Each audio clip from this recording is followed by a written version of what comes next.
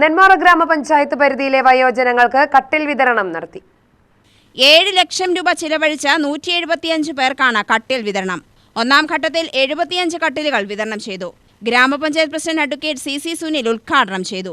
വൃദ്ധർക്കും വികലാംഗർക്കും വയോജനങ്ങൾക്കുമുള്ള നിരവധി അത്തരം ബുദ്ധിമുട്ടുകളെ നേരിടുന്നതിനായി വൃദ്ധർക്കും വികലാംഗർക്കും വയോജനങ്ങൾക്കുമായി നിരവധിയായ പദ്ധതികളാണ് ത്രിതല പഞ്ചായത്തുകളുടെ ഭാഗത്തുനിന്ന് ഉണ്ടായിരിക്കുന്നത്.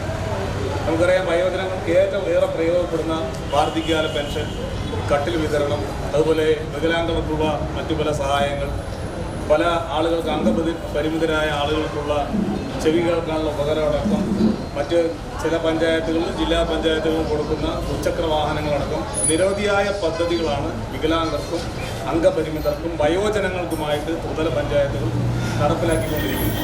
അത്തരം പദ്ധതികളുടെയൊക്കെ ഭാഗമായാണ് നെന്മാറ ഗ്രാമപഞ്ചായത്തിൻ്റെ നേതൃത്വത്തിലും ഇതുപോലെ വയോജനങ്ങൾക്ക് കട്ടിൽ കൊടുക്കുവാനുള്ള പ്രവർത്തനമായിട്ട് മുന്നോട്ട് പോകുന്നത്. 60 വയസ്സ് കഴിഞ്ഞാൽ എല്ലാവരും വിശ്രമിക്കണം എന്നാണ് ചട്ടം. ഇപ്പോൾ വയസ്സ് കൂടുന്തോറും ആളുകൾ പ്രവൃത്തി കൂടണം എന്നാണ് ആരോഗ്യ രംഗത്തുള്ള ആളുകൾ പറഞ്ഞുകൊണ്ടിരിക്കുന്നത്. അപ്പോൾ വയസ്സാകുന്തോറും നമ്മൾ വിശ്രമിച്ച് കഴിഞ്ഞ് കൂടുതൽ വെറും വിശ്രമം മാത്രമായാൽ കൂടുതൽ ബുദ്ധിമുട്ട് നമുക്കുണ്ടാകുന്നു എന്നുള്ളതാണ് ആരോഗ്യ വിദഗ്ധരടക്കം പറയുന്നത്. എന്നിരുന്നാൽ തന്നെയും ഏറെ പാവപ്പെട്ട ആളുകൾക്ക് ഒരു കട്ടിൽ എന്ന് പറയുമ്പോൾ സ്വാഭാവികമായിട്ടും ചെലവേറിയ ഒരു സംഗതിയാണ്. വൈസ് പ്രസിഡന്റ് പ്രഭിത ജയൻ അധ്യക്ഷയായി.